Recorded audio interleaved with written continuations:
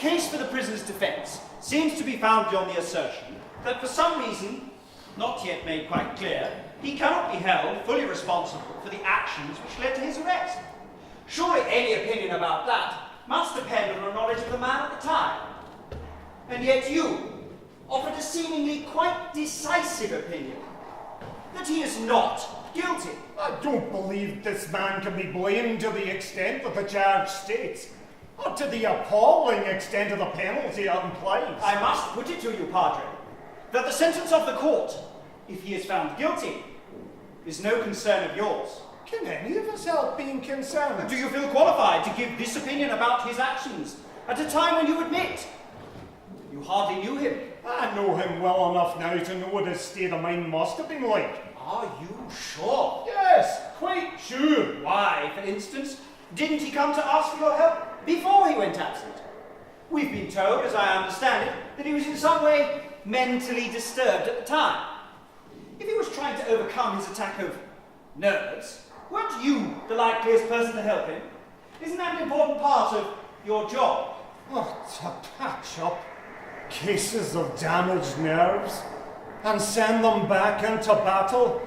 I suppose that is the usual idea of why we're here. Do you not believe it's important? Haven't you done it for other men?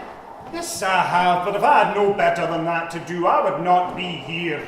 There is one more question I must ask you, Padre. You may feel it's of rather a private nature, but I consider it fair to ask you.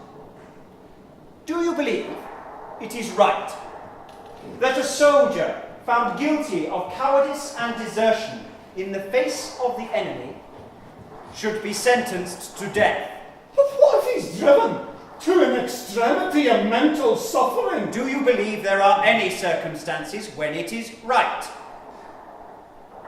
No, I do not. Can you claim then to offer a fair opinion on this case within the terms of military law?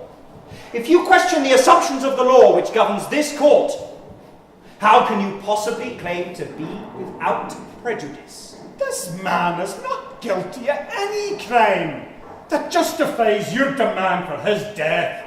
Pardon, with respect, I am demanding nothing except the discovery of the truth and the administering of justice within our law.